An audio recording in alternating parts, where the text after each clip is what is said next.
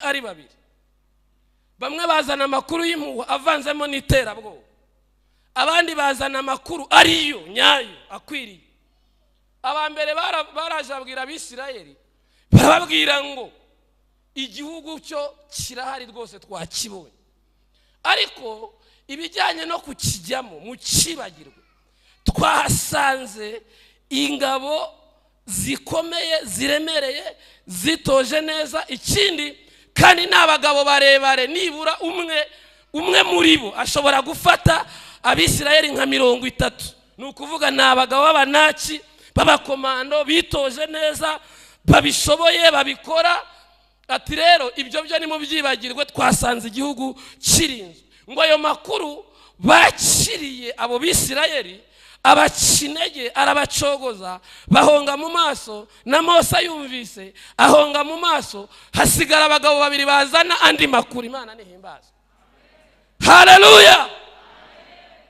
Noneho ngo bazanye amakuru na baravuga ati koko twajyanye n'aba ngaba, twe tunahageze nyuma, hari ibyo twatinze tubara tugenzura, gutyo twafashe abo bababwiye koko b'Abanyegiputa barahari, ndetse n'abanaki ni barebare mu buryo bufatika, twasanze bafite n'umutekano ukomeye utapfa kumeneramo, ariko twebwe ntabwo twahise tuza, twatinze turi kubibara. Aravuga ariko ubwo twicaraga turi kubibara, twafashe uburebure bw'inyanja mu bujyakuzimu n'uburebure bwayo, dufata babanaki bababwira ko ari barebare, tubamanuriyemo dusanga Imana ikintu yakoze kirasumba abanaki baduhagaze imbere. Baravuga ngo rero amakuru twe dufite, niba Uwiteka atwishimira, haleluya, izo byuma nzabicamo kabiri. Tera haleluya.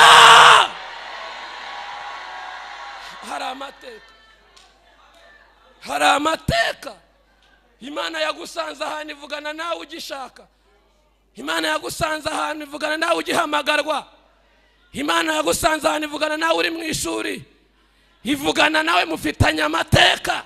Iravuga ngo mwana wanjye ndirahiye, ntabwo nzagusiga, ntabwo nzaguha, ntabwo nzaguta, nzabana nawe, nzagendana, nzaguha umugisha iminsi yawe, wambereye inkoramu. Twese haleluya. Noneho ayo mateka nibyo bigwi. Hari umuntu Imana itakwirengagiza, ntiyakwirengagiza Aburahamu. Yibuka umwana yamutambiye, ntabwo yakwirengagiza arya amaturo yanyu, ntabwo yakwirengagiza Abanyagatenga imirimo mwakoreye hano uyu munsi mukiyikora. Ndagira ngo mwere gucogora, mu ijuru hari Imana. Irembo Ryera TV, Irembo Ryera TV. Yo kuba twongeye guhagarara imbere yanyu, ni umugisha mwinshi cyane. Imana imuha umugisha, ndabyishimiye cyane. Hashize imyaka itari mikeya wenda duheruka aha, rero kugaruka hano nishimwe. Turafite intashyo zitandukanye, uretse ko atari iz'ahantu dutandukanye. Twari tumaze iminsi mu giterane, twari dufite abakozi b'Imana baturutse mu turere 8 tw'amajyepfo. Yari amasengesho twasengaga yo gutangiza ibikorwa bishya cyangwa se inyubako nshya hariya Kacyiru. Twayashoje kuwa gatanu, hanyuma rero duhana intashyo, ariko n'abayobozi banjye barabizi yuko ndi hano. Aba bose baduhaye intashyo, nimuzakire mu izina rya Yesu.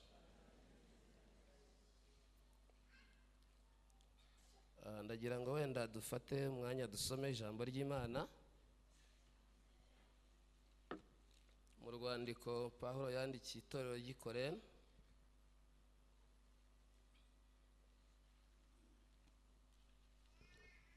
Abakorento ba kabiri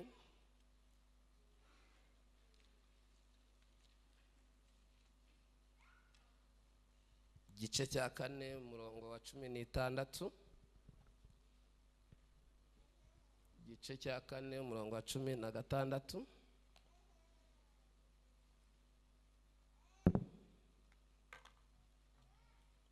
Rwandiko rwa kabiri Pawulo yandikiye Abikorento.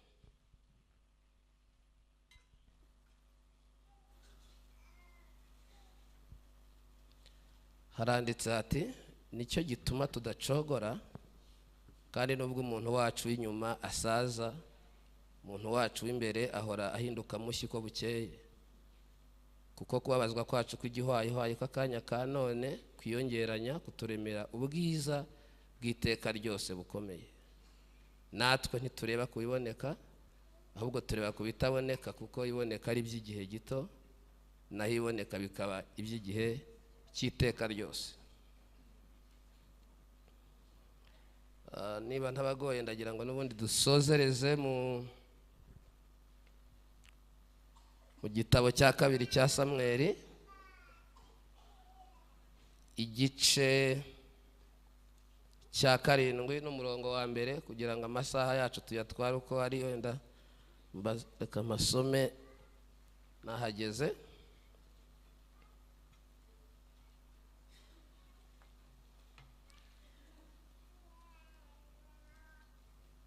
Nuko umwami aba mu rugo rwe, kandi Uwiteka amuha ihumure ku babisha be bamugose bose.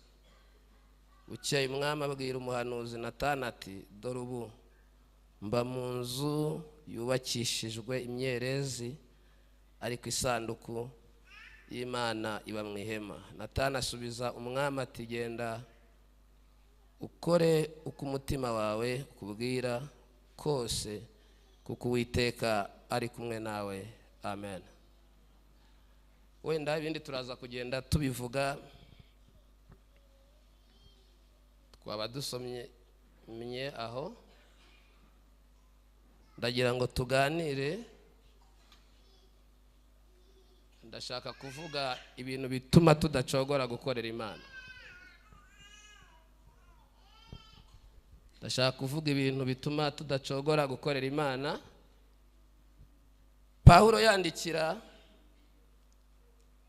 Abikorento yarababwiye ngo nicyo gituma tudacogora, nubwo umuntu w'inyuma wacu asaza, ariko umuntu w'imbere agenda bamushya uko bwije nuko bukeye. Ariko sinavuga ibituma tudacogora, ntaravuga ibintu biducogoza, kuko biba binahari. Hariho ibintu bicogoza abantu,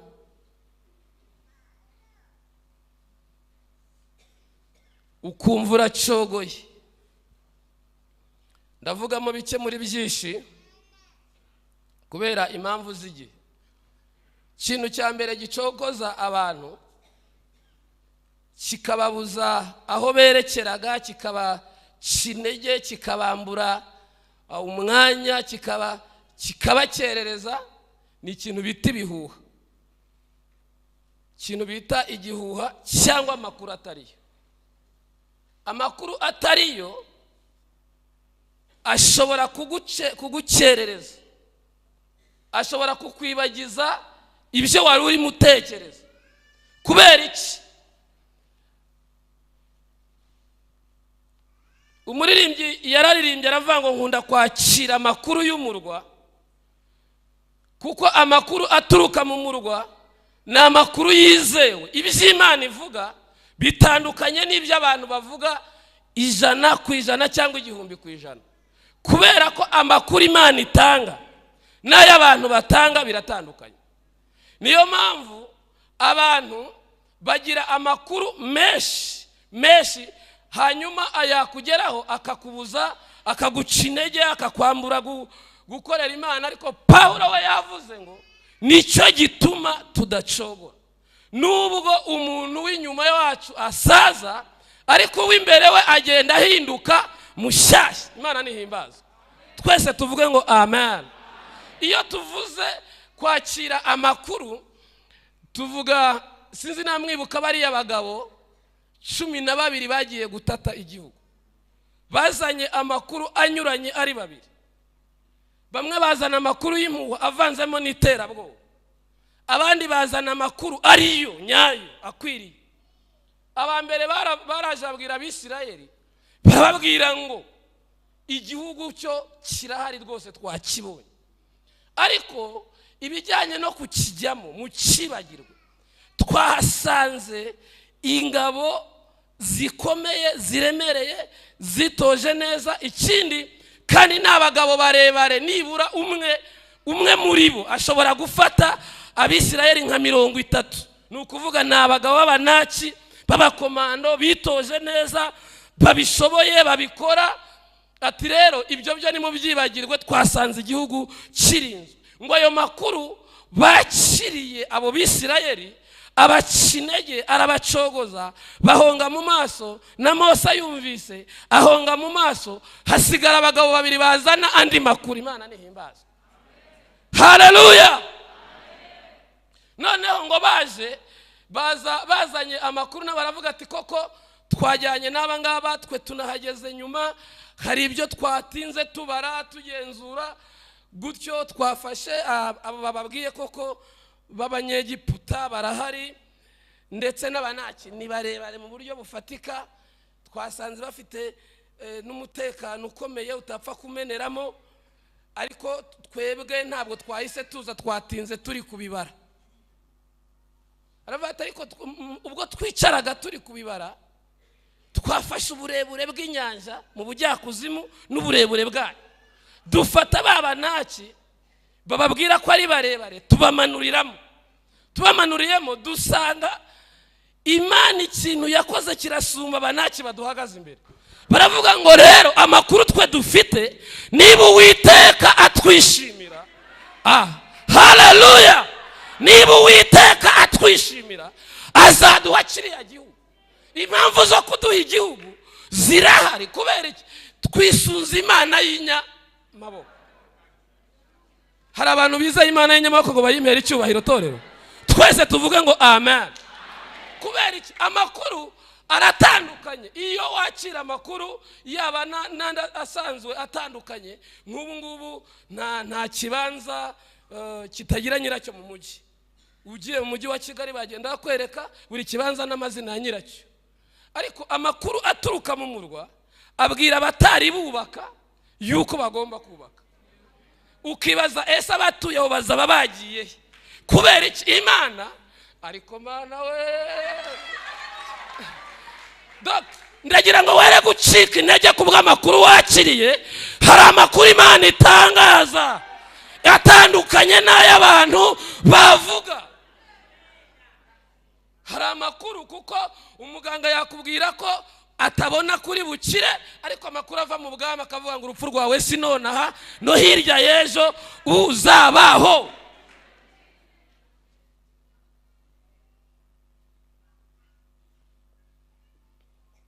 Amakuru ni ikintu cy'ingenzi. Nihute reka mvuge ikindi cya kabiri gicogoza abantu, ni ikintu bita ubwoba. Ubwoba. Mfite umugabo w'inshuti yanjye igeze atahana miliyoni nka 20 na zingahe mu rugo. Umuntu yari azimwishyuye nimugoroba, ahita ataha. Ubwo buryo bwo kujya kuri banki bwasaga wenda n'utawe buhite bukunda.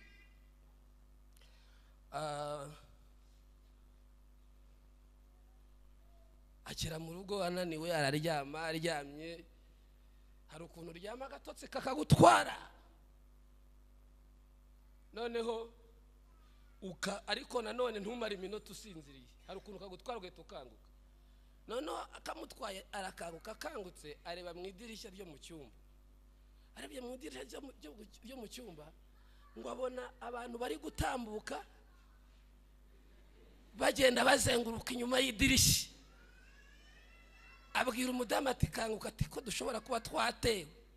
Barakomeza baragenda, abona barimo abantu bazenguruka, ahita afata umwanzuro wo gufata telefone ngo ahamagare polisi. Yikoza munsi y'igitanda ahamagara polisi, natewe nimusanga aha n'aha kuri kaka. Polisi ati haturangire neza. Polisi iraza igota urwo rugo, iramubwira ati twahageze, se baracyarata ariko genda umva nkibabona. Ndacyabari ni ikintu bita ubwo. Noneho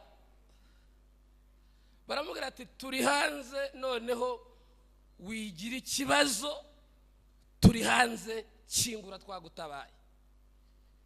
Ariko nabo ntiyabizera neza, aravuga ati reka nkureho idirishya. Akuraho idirishya, akuyeho idirishya asanga ni Marie Jose yagendaga igenda mu marido.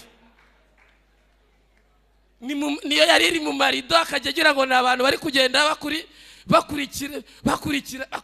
bakurikira aho ngaho. Hari abantu, hari ikintu bita ikintu cyitwa ubwoba gishobora gucogoza abantu. Muri byo yaravuze ngo ave wa bwoba we nimunyihorere, jewe ndamaramaje kujya hehe, kujya mu ijuru. ngo bamubwira ibicanege nibo bazagwa. Torero haleluya. Harangije aravuga ati ntago turi bubwire polisi ko ari Marie Jose tubonye. Arasohoka arabwira ati bashobora kuba bumvise imodoka yanyihinda bariruka. Ariko we mu mutima yarazi ko icyamuraje adasinziriye ari Marie Jose yazengurukaga. Harero utuntu twiterabwoba tugutera ubwoba tukubwira ngo ntibizakunda, ndagira ngo uturangirizaho ntidushobora. Kandi ubwoba ntabwo bufata umuntu utarigeza bushira. Ubwoba bwafashe uwo bita Eliya yaramaze kwica abahanuzi 850.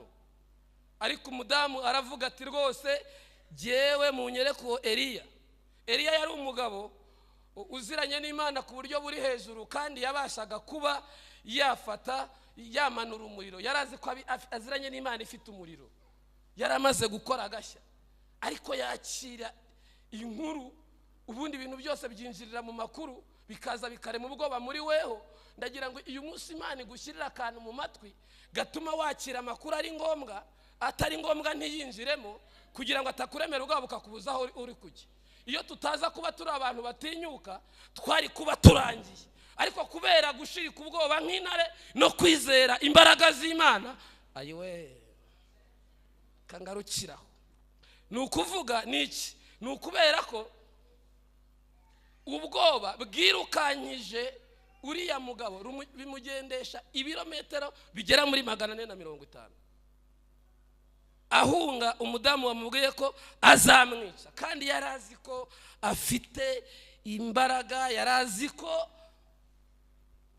aziranye n'Imana imanura umuriro. Ndashaka kutatinda kubera impamvu z'igihe. Ikindi cya gatatu kiduca intege ni ukwirebaho, kiducogoza. Ni uburyo umuntu yirebaho uko ari, uko wowe uri, ukabona ntibikubereye, ntibyanakunda ko uba iki cyangwa wagera hariya. Imana yasuye mwene data bita Gideyoni, iramubwira ngo nakubonye mbona ko uri umunyembaraga. Mbonye ko uri umunyembaraga, ndashaka kugira ngo nkubwire ugende utabare ubwoko bw'Abisirayeli. Hanyuma yirebaho, abona nta bushobozi afite, ajya no muri famiye arareba, abona ntibyakunda, abona nta mbaraga, abona hari ukuntu ufite igisekuru kiwanyu ugasanga ni wowe ukomeyemo,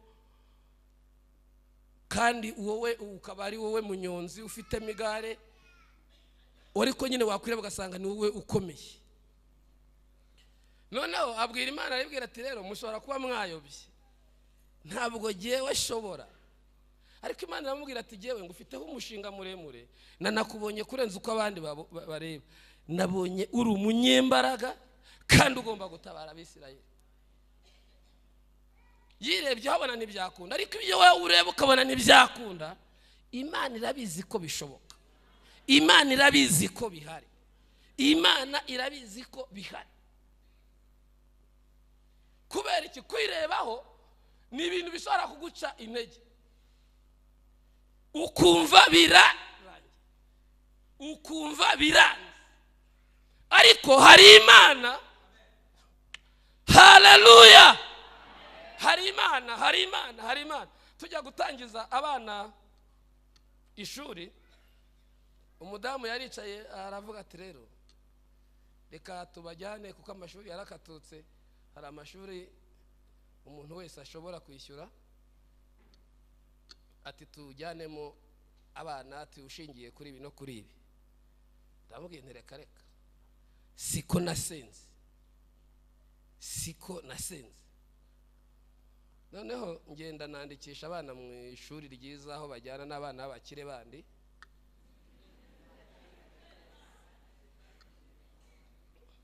Ubwo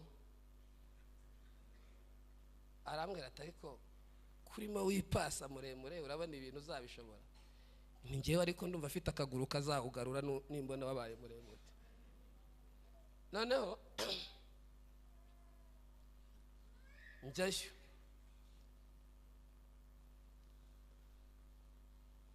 ubwo icyo narishatse kubabwira ni uko kwirebaho ari ikintu kimwe gishobora gucogoza umuntu atanakibwiwe n'abandi, ahubwo we yirebyeho gusa akaba atareba Imana. Kuko Zaburi avuga ngo abamurebyeho bose baviriwe n'umucyo kandi yabarinze ipfunwe iteka. Iyo ureba ku Mana, Imana ni nyabushobozi, Imana mwizeye ni nyire. Ikigira Imana si igisirimba tuyibyinira, ikigira Imana si amasengesho muyisenga, ikigira Imana ni ibikorwa byayo by'ubudasa ibasha gukora. Tuvuge ngo amen. Nibibasha kurera ipfubyi, nibibasha kurihira abana amashuri, nibibasha kubaka inzu, nibibasha gutuza umuntu udafite shinge na rugero, nibibasha kugaburira ushonje, nibibasha gukiza indwara, ikigira Imana rero ni ibikorwa igenda ikora. Twese tuvuge ngo amen. Ikindi cya kabiri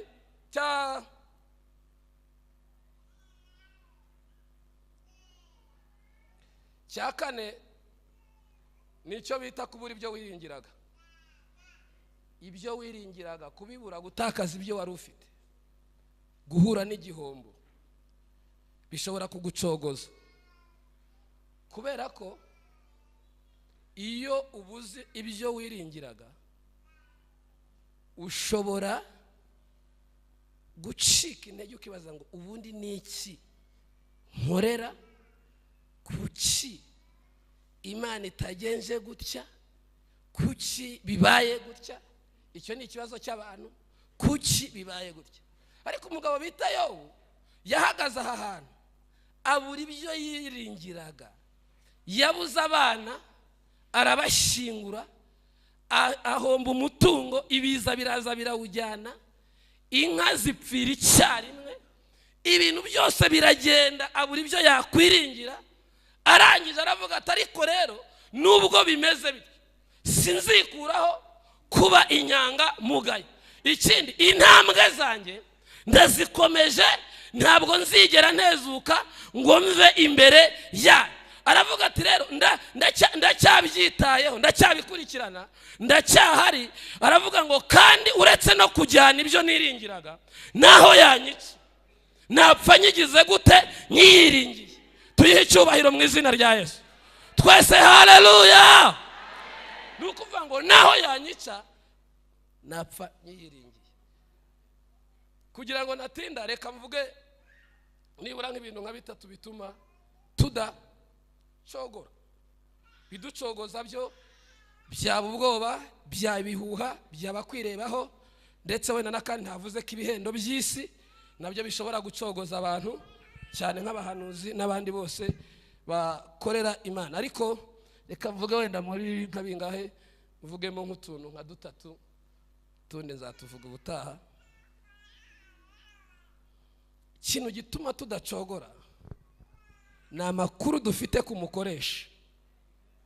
Buriya nujya gukorana n'umuntu naguha n'akazi ariko uzace ku ruhande umwigeho, umenye ko nta bantu yaba yarigeze yambura, umenye n'uburyo yirukana, umenye n'uburyo abigenza, maze kumenya ko iyi Mana ari Imana idahemuka, maze kumenya ko ari Imana itumva amabwire, atari Imana ishobora kukugira uwugize ikusanyije amakuru avuye mu bantu cyangwa ahandi.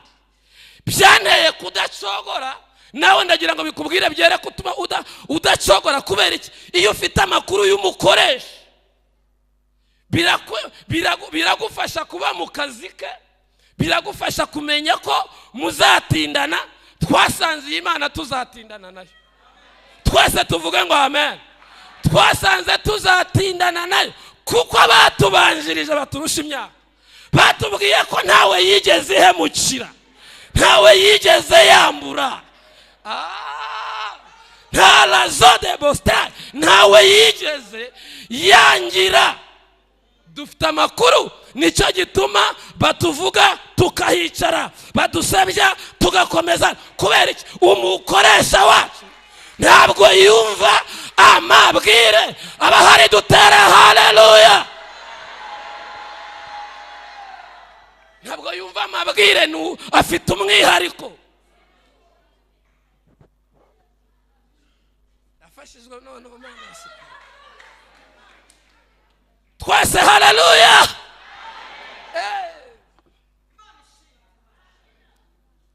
Ndanyuzwe mu mutima wanjye, mfite indirimbi bihu ntarindi. Haleluya.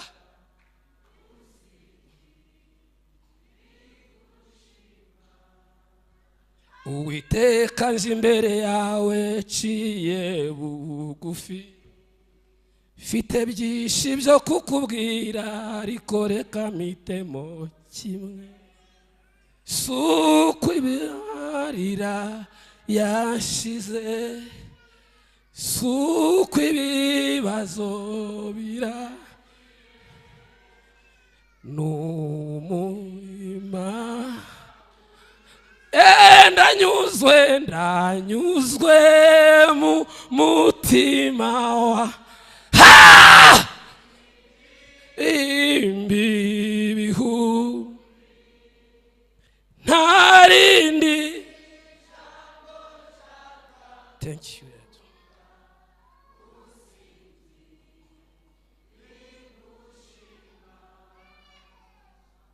Cya gatatu ni amateka dufitanye n'Imana. Hari ukuntu buriya nubona n'umuntu w'Imana yanyereye akibeshya, ariko hari amateka, hari igitaramo yigeze agirana n'Imana, ari ahantu utaramumenya. Ahantu abantu bari aha bapanikota burya aricyo turusha abandi. Hari amateka ya Ivona. Buriya nubwagera mu mujyi wa Kigali, Imana ishobora kumwibukira urusengero yubatse igitisi.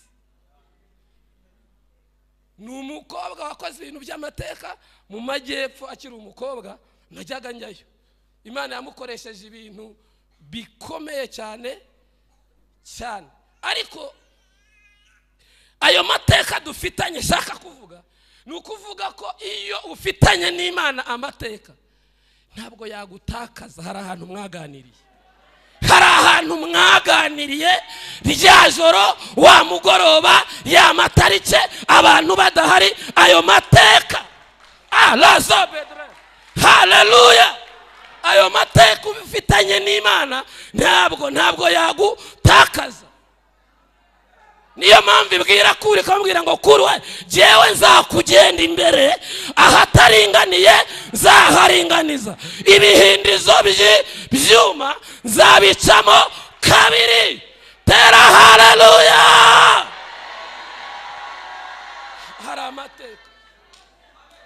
Hari amateka. Imana yagusanze ahantu ivugana nawe ugishaka. Imana yagusanze ahantu ivugana nawe ugihamagarwa. Imana yagusanze ahantu ivugana nawe uri mu ishuri, ivugana nawe mufitanye amateka, iravuga ngo mwana wanjye ndirahiye ntabwo nzagusiga, ntabwo nzaguha, ntabwo nzaguta, ntabwo nzaguta, nzabana nawe, nzabana nawe, nzagendana, nzaguha umugisha iminsi yawe wambereye inkoramu. Twese haleluya. Noneho ayo mateka nibyo bigwi. Hari umuntu Imana itakwirengagiza, ntiyakwirengagiza Aburahamu, yibuka umwana yamutambiye, ntabwo yakwirengagiza arya amaturo yanyu, ntabwo yakwirengagiza Abanyagatenga imirimo mwakoreye hano uyu munsi mukiyikora. Ndagira ngo mwere gucogora, mu ijuru hari Imana, hari Imana, hari Imana, hari ibintu itakwirengagiza. Nubwo Imana yakwitegereza Samusoni ikamusanga aguye mu maboko ya Delila, ariko hari indahiro bagiranye. Ntabwo byagenda bityo uko babitekereza, kuko yavuganye n'Imana, bafitanye amateka. Mwayicyubahira Imana rurema.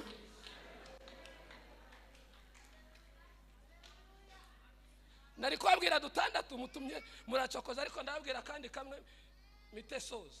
Ikindi gituma tudacogora nuko ibyo dukora bifite aho byandikwa, kandi ikabikoresha. Ntabwo ikoresha wa mukarani usanzwe, Imana y'ubwayo irabyikorera.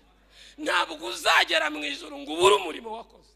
Mu gitabo cy'imirimo uzagerayo bakuramburira bakubwira ati twebwe ntabwo turabariganya, iki waragikoze, iki waragikoze, iki waragikoze, iki waragikoze. Hari n'abazaburana bati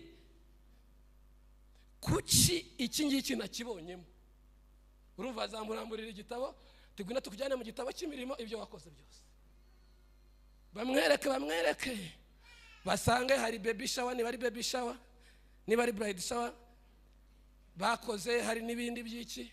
Ariko asange nubwo yari abishyushyemo yashakaga amafoto, bamubwira ati iki ntitwigeze tucyandika kubera ko mwashakaga iki, amafoto.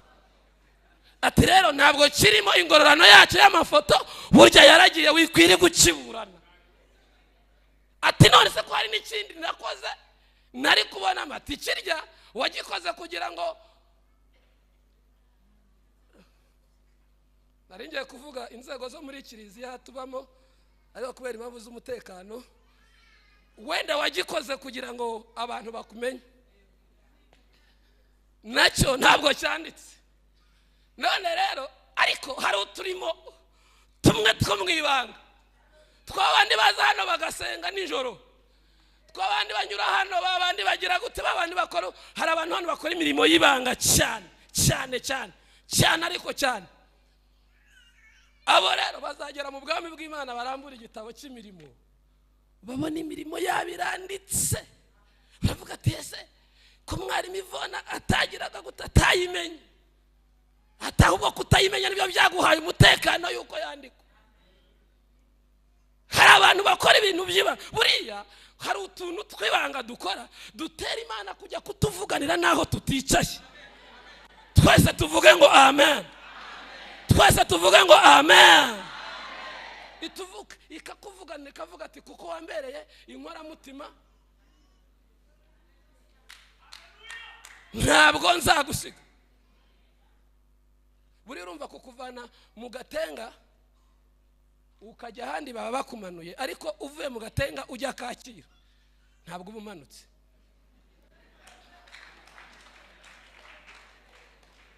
Ni itorero ridapfundikanya pe, utakwicuza kuririmo. Ariko byose biterwa n'iki, na cya gitaramo cy'Imana. Twese tuvuge ngo amen. Soza wenda utundi nzatuvuga ubutaha.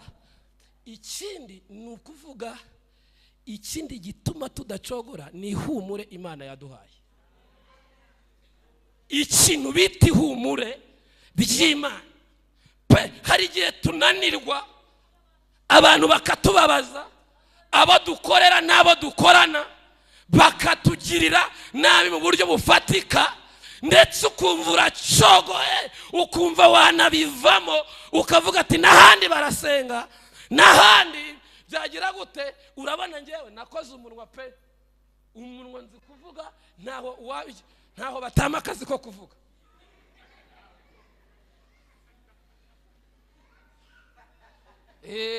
Naho batama akazi ko kuvuga. Hari igihe rero ugira gutyo ugahura n'ibikubabaza, ukavuga ati ariko ubundi ko nari ikiragi, ko nari ikiragi.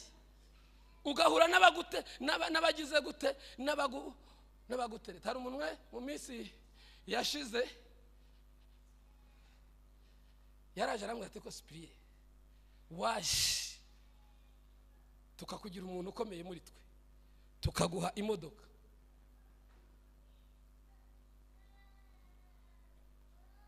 tukagira gutya tukagira dutya. Ndashaka kubabwira ikintu bita ihumure Imana iduha, kandi yakugira imibare ukabona birashoboka. Ariko nanjye najya imibare nkava se ubaho ngeze imodoka ndacyayitangira icyifuzo, kuko n'ejo nayigura nubwo yaba ifite amapine 3, ariko ndumva ayo kuyigura ashobora kuba agize. Urumva n'ejo rwose nayigura, ariko nicyo kiri bunjyane. None wakwikoza ahantu ikatangiza Imana igahita ivuga ikintu gikomeye, ati mwana wanjye nyibuka, ninjye waguhamagaye, ninjye wakurwaniriye, ninjye wazanye akayunguruzo kajyana abandi, wowe karagusiga. Uzi ntekereza ngambirira iki? Iravuga ati rero humura ndi Imana ya. Aya niyo magambo Imana yabwiye Yakobo. Iramubwira ngo Yakobo we, nubwo iwanyu bagutaye, nubwo iwanyu mutari kumwe, yiseguye ibuye aryamye ahantu, iramubwira ngo ndi Imana ya so, ndi Imana ya Aburahamu, ndi Imana ya Isaka, ndi Imana ya Yakobo. Ndagira ngo nkurahire indahiro, ndagira ngo nkubwire kwibya nzabikurikirana kuva utangiye kugeza ugize gute ushoze. Hari torero, haleluya. Ikintu gituma tudacogora ni ukubera iki? Ni uburyo ihumure Imana yaduhaye. Wari wagera mu rugo ukabona urugo rwagustresseje, waba wica wakwikoza ahantu ukavuga ati mwana wanjye byawe ndabizi, ndi Uwiteka, ntabwo uzaseba, ntabwo uzamwara, ntabwo bizagenda gute. Ihanganira igihe cya none, reka uyu muyaga unyureho, ndi Uwiteka, nzongera nkubake, kandi uzaba ugize gute wubakitse. Hari ubuzima mpinduye. Iryo humura Imana itanga byatumye dukomerera muri uyu murimo. Soza reka mvuga kuri Dawidi gusa. Dawidi kuba gutekereza gukorera Imana,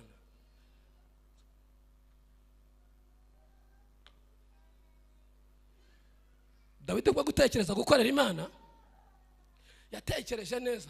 Ariko reka mvuge mu bintu bine nari kuvuga, reka mvuge mu kimwe. Yamuhaye isezerano ryo kurama. Kurama murabyumva? Iri jambo bita kurama urigitondera, Imana ari kubwira ngo ni ukurama. Kurama ni ukumara igihe kinini, kurama ku buryo bitagera ku rwego ego tufura. Imana guhezagire, ureretswe. Oya Imana yawe se ko ari ya kera. Hanyuma imubwira kurama, iramubwira ngo kuko watekereje neza kunkorera uzapfa ushaje. Uzi kuvuga ngo uzapfa ushaje ni isezerano umudamu uri hano yasengera, umugabo akarisengera. Uzi iyi Imana ikubwiye ngo uzasaza,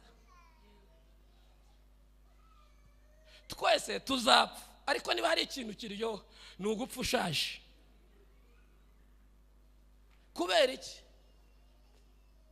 Iyo upfuye ushaje kandi ntabwo usaza ngo usige umugore mugenda musazana, nawe akamera nk'ibisukwa ku gicaniro, ariko pfuye none Rasheli yashaka. Haracyari muto kandi noneho n'abaguherekeje bagiye muri ya modoka yawe bagiye kugushyingura kuko upfuye utarasaza, izi byafunguzo ntago bagaruka ngo bazisubize. Iyo modoka arakomeza akayitwara, kandi iyo bakuzunguye iwawe ikintu cya mbere babanza, ariko ni n'umugore ubyikorera, ya mafoto yose mwari mwarafotorezanyije akwegamiye arayamanura, ahita yamanura. Kandi si umugore gusa ubikora, n'abagabo niko babikora. Ubu ntiwibwire ngo upfuye none ngo umugabo wawe ntiyazashaka. Harakubeshya rwose.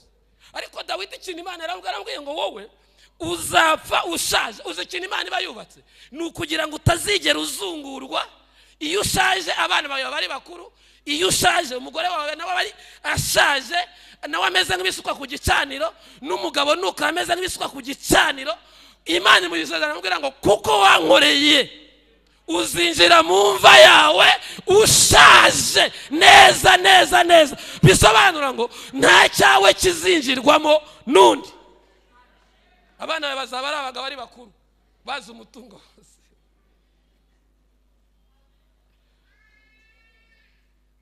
Rero ikintu gituma tudacogora ni ihumure Imana iduha. Nagira ngo muhaguruke dusenge natinda, turaza gukomeza naho ubutaha. Ihumure Imana iduha, mukomeze mukorere Imana ndetse cyane mukomeze muyikorere. Niyo haba hari igihe kitaguhiriye, ariko Imana izarema igihe kiguhiriye. Na Dawidi nuko byagenze, ariko Dawidi yawe ni mucogoza, urazi kuririmbira umuntu ukabyina imbere ye kugira ngo ubukize abadayimoni, agafata icumu agashaka kuba ari wo kwica. Urumva utacogora, wagaruka ejo ukesitara ibyuma ngo urongere umucurange. Hari igihe ushobora guha inama umuntu zubaka akavuga ati zawe sinzi, kandi zirubaka, kandi nizo umuhaye uri buzemvestisemo byawe akaba atanabyumva. Ni ukuvuga ngo rero Dawidi ariko yanga gucogora. Biravuga ngo nimucogore gukora neza kugeza igihe Yesu azagira gute? Azaza.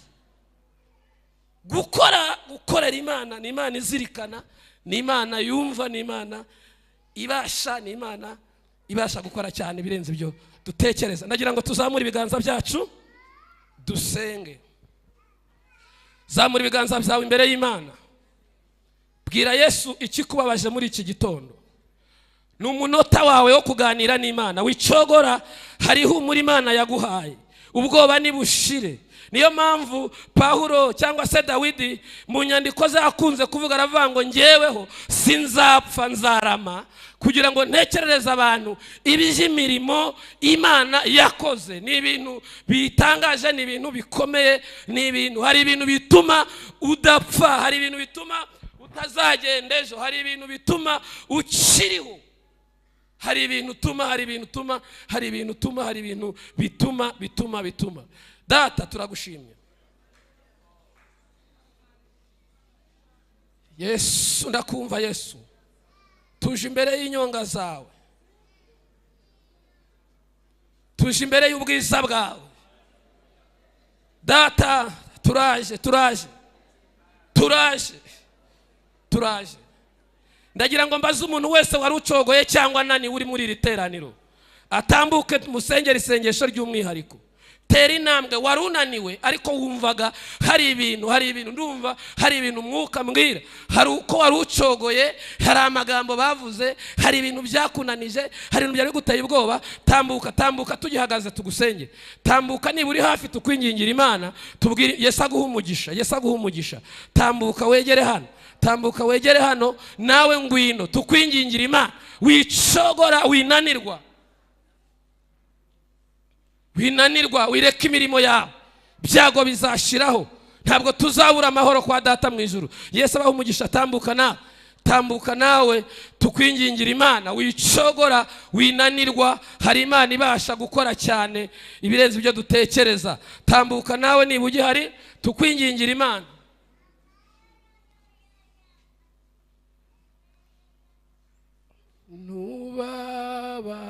Nubabare nanadana ibyago bizashiraho ntituza nawe murekaze kwa Yesu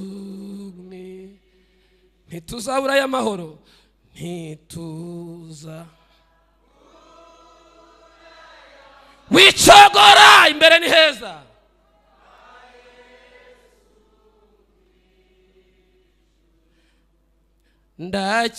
Ndacyabaza Yesu abaho umugisha.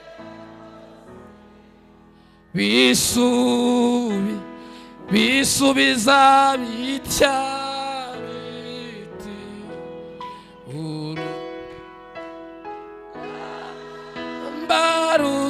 baruzashira guma